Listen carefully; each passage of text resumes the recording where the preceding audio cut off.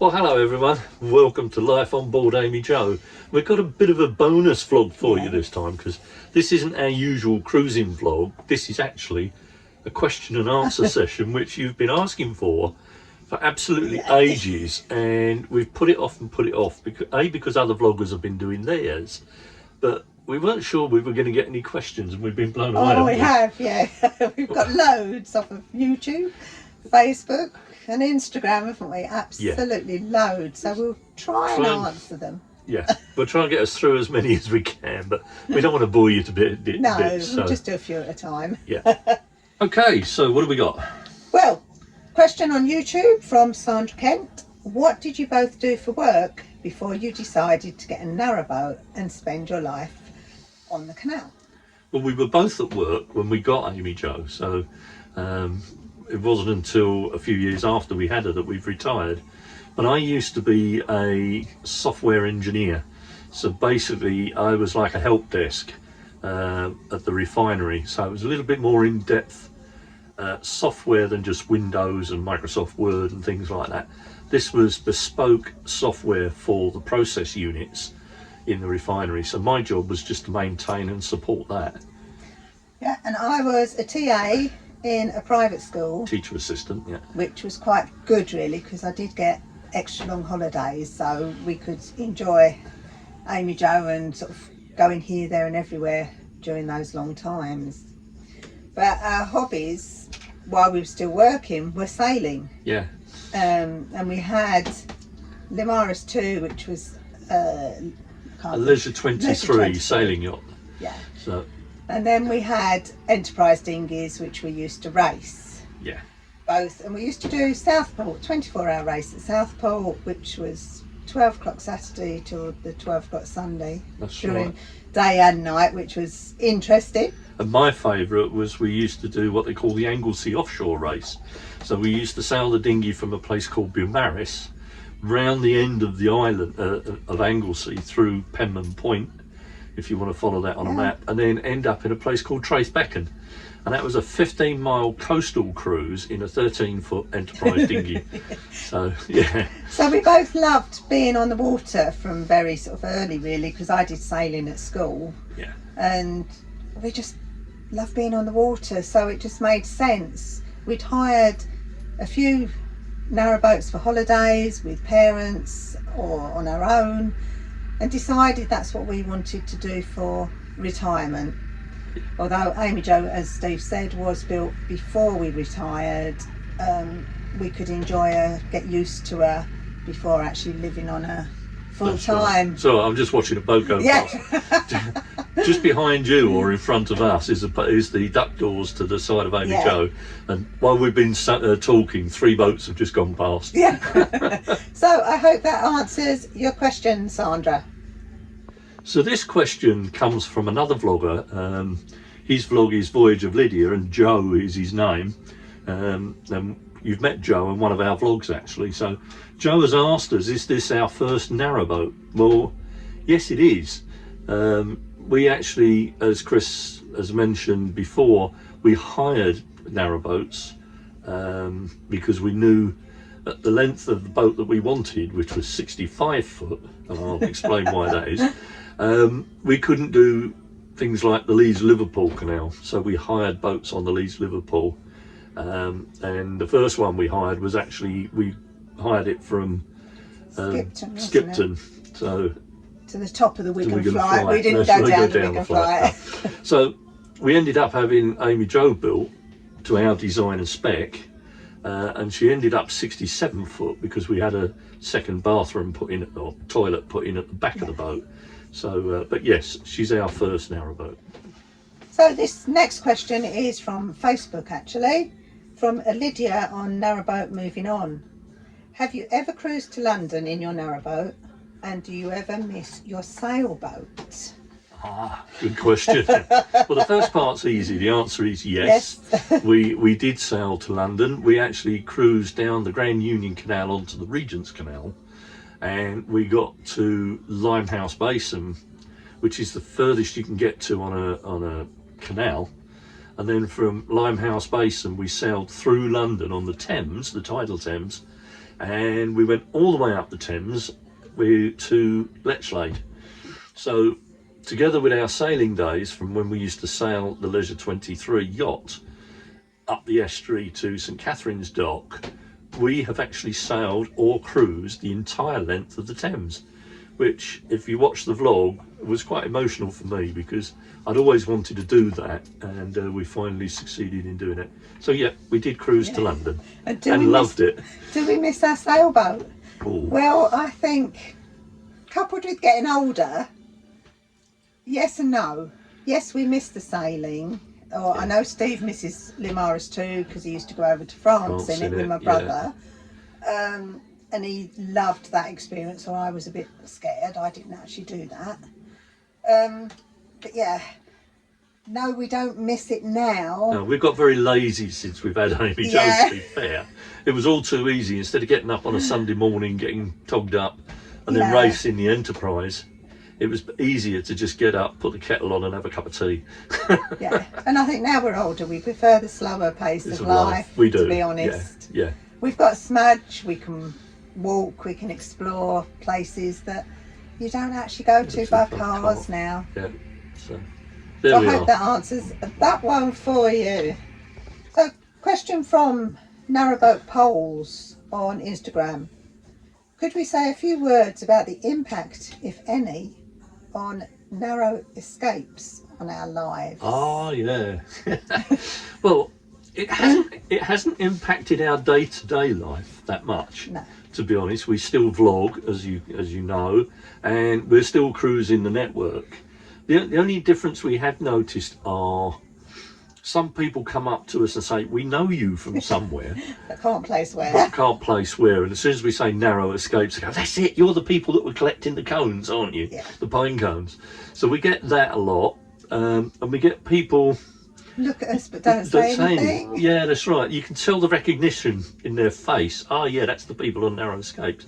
But I think they're too either embarrassed or whatever to actually come up and say hello. Yeah, so but we do see people looking, or they go, and I've heard people go, oh, that's the narrow escapes boat. Yeah. So it's nice. We've only had nice comments and nice things said. We haven't had any negative, which is good, really. Yeah. We've gained a few more subscribers, but not that many. No, that's right. That doesn't matter. Yeah, we're not worried about that. Neither here nor there, is it? Yeah, but we did enjoy the experience, I have to say. Yeah. And we'd love to do it again. Hint, hint, Heidi, if you're there. But you can all see it again because Narrow Escapes are making a second series, which is no secret this time. We had to keep it quiet, but it's no secret now. And meantime, they are re-showing Narrow Escapes, Series Series 1. As from the Monday the 9th of September for 4 weeks. So if anyone did miss it, you can always go back and have a look on Channel 4, lunchtime, 12:10 for the next 4 weeks. And for those of you with VPN, if you set your VPN to UK, you can actually watch the series on YouTube. Okay.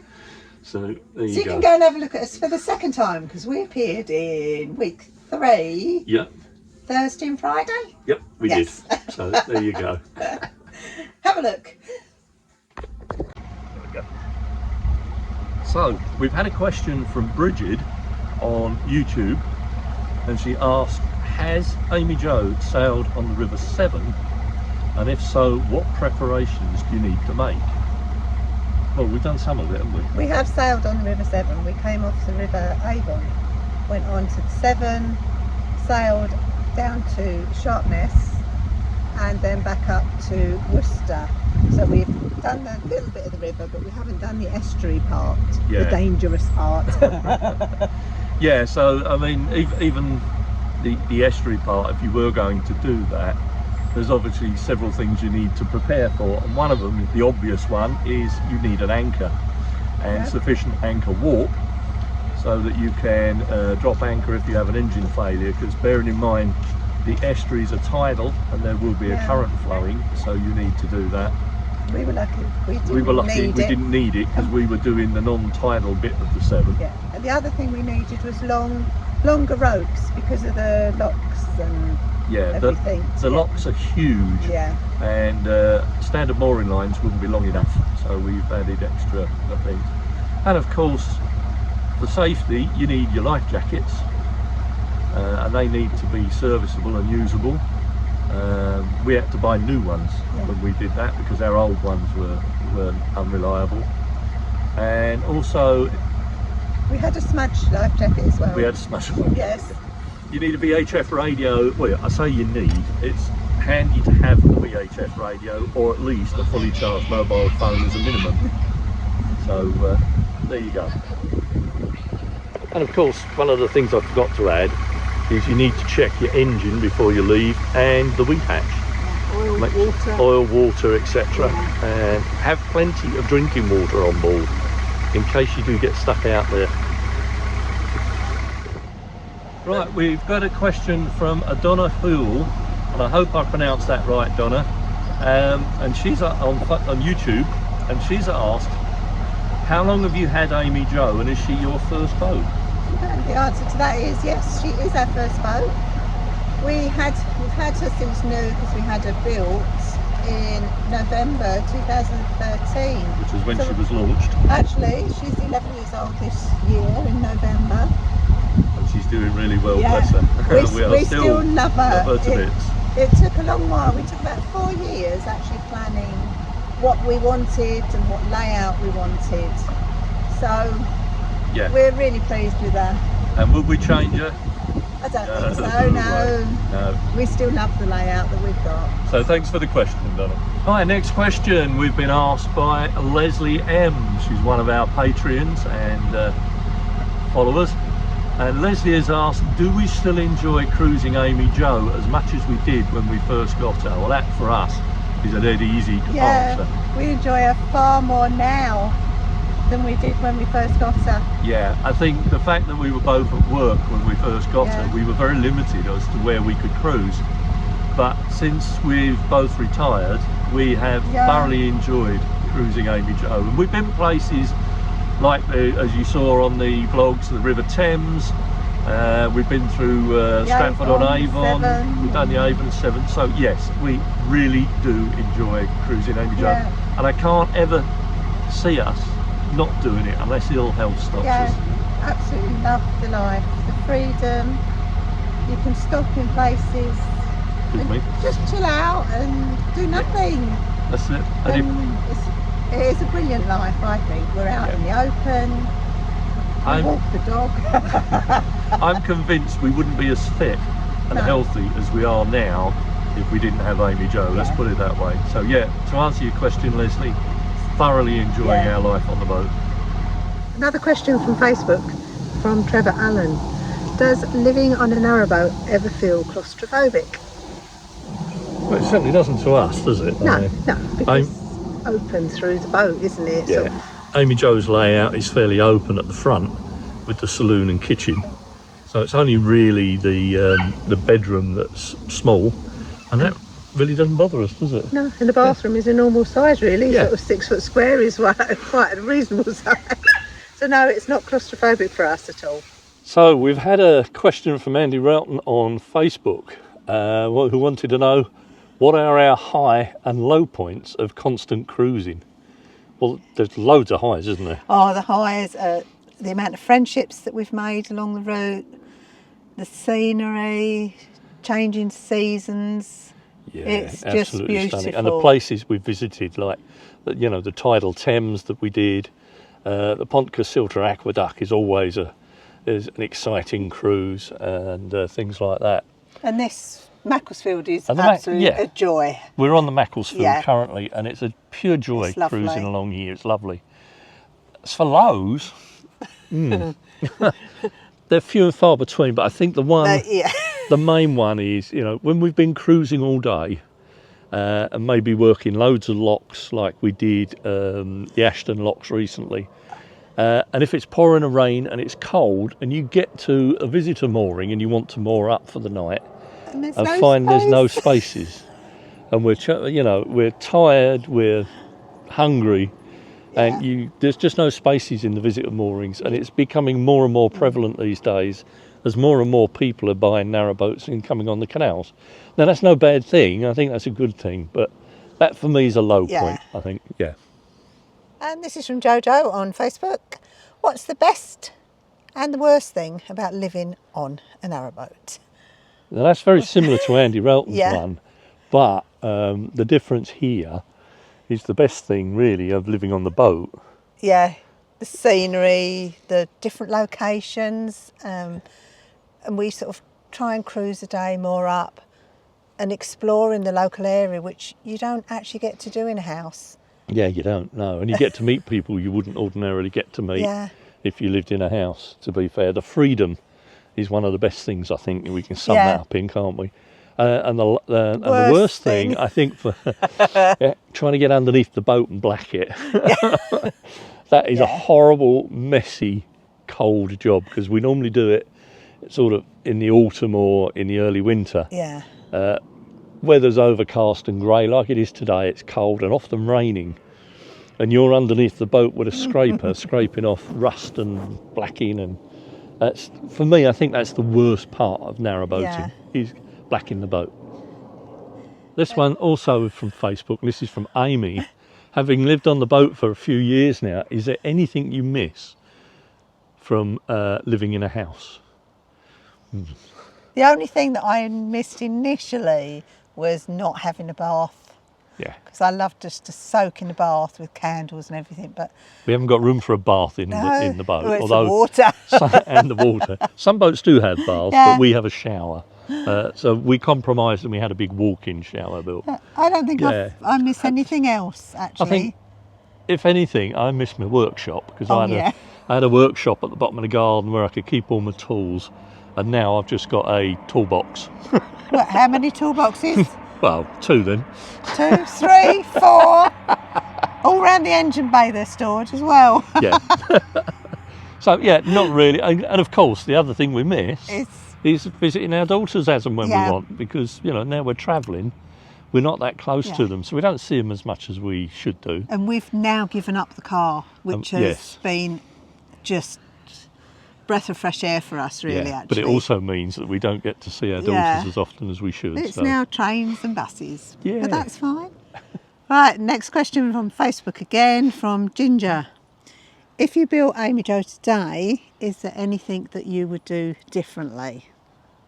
Well, we've added a few things to AmyJo since she was built. We've added the solar panels put in, and we've had the pram hood put on at the back. Little things like that. Double glazing we've done. Oh yeah, sorry, I'm losing my microphone. Yeah, double glazing as well we've had put in, but major changes, no. We'd keep the layout the same, and we'd keep the boat the same. The only external change now that we would make different is we'd probably go for a semi-trad stern rather than the traditional that we've got. As we didn't have smudge. We didn't have smudge when we had the boat built, so we didn't think we'd need that space at the back of the boat. But now we have smudge. That would have been nice, because he could sit on the seat and be a little bit more comfortable than sitting on the roof. So this one is from our good friend Nikki Sterling, who's partner to Gary on Chuggabug. And they're really looking forward to seeing us at Christmas, and so are we. Yes. Looking forward to seeing them. But she wants to know what we're really looking forward to on the Llangollen at Christmas. I think meeting up with everybody, loads of vloggers are going to be there. And of course yourself, Nikki. And I think it's just meeting up with friends again, because you can see them a year apart, 2 years apart. It's always nice meeting up with friends when you haven't seen them for a good while, especially long-term friends like Gary and Nikki. We've really missed them, and it'll be a great reunion when everybody gets up there and we get settled in, and there'll be some parties and tales and drinks and what have you. So we're really looking forward to that, Nikki, and of course seeing you and the pups and the kids. Let's hope there's room for all of us to be up there together. Yeah. Right, this is from Boat Time on Instagram.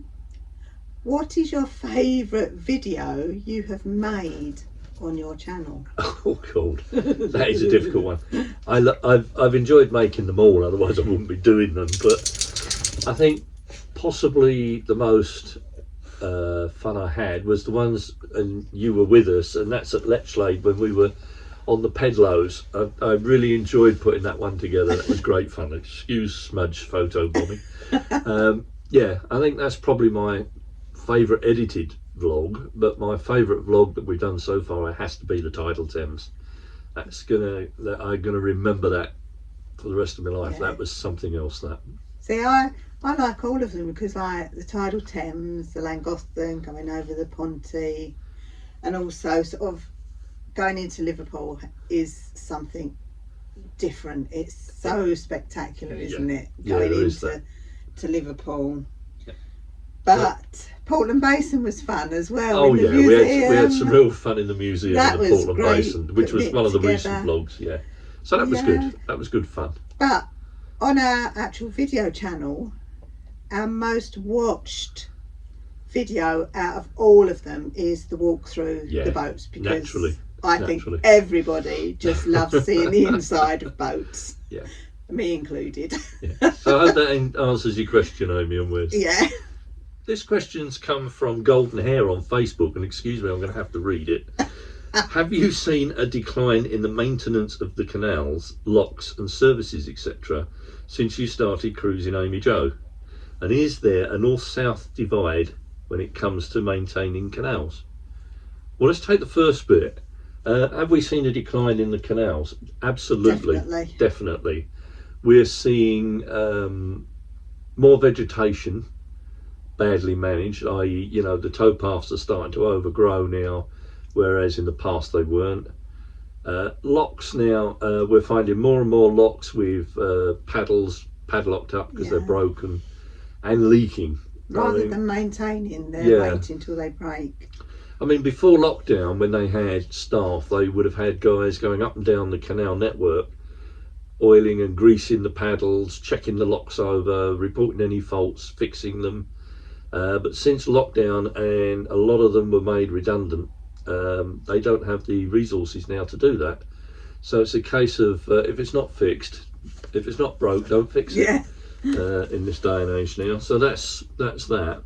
I can't remember as many notifications from CRT either. No. This is broken, this is out of order. The amount of services that are now disappearing and out of order is unbelievable. Yeah, it's becoming more and more problematic now to find a service that's working. Even if we could find a service, there's no guarantee it's going to be working. And it's starting to spoil the enjoyment of cruising now because of that. And the final section of is there a north-south divide? I can't really answer that because the furthest north we've ever cruised is the Leeds-Liverpool Canal, so we can't vouch for like the Calder and Habble and the northern canals. But I don't think there's any difference between north and south. It's general, it's general right across the network, I think. CRT, isn't it? So. Yeah, that's it. This next one is from Madeline Goldinghay on Facebook. Hi, Madeline. Do any of the new government changes affect your costs living on a boat? Ooh. It's a bit difficult, that. Yeah, I mean, indirectly they do. I think the thing that comes to mind is the government funding to CNRT. And that's a very contentious subject at the moment, with the government intending to reduce the funding. CNRT are having to look at ways to generate revenue to replace that income. And what we've noticed is now they've started charging moorings now at places like Salthouse Dock in Liverpool that used to be free, the Llangollen Basin, that used to be free. And they've also announced a 5% increase for the next few years on the boat licence, and that will have an impact directly on us, because you know the price of the licence on the boats will go up by about 25%, which is staggering actually.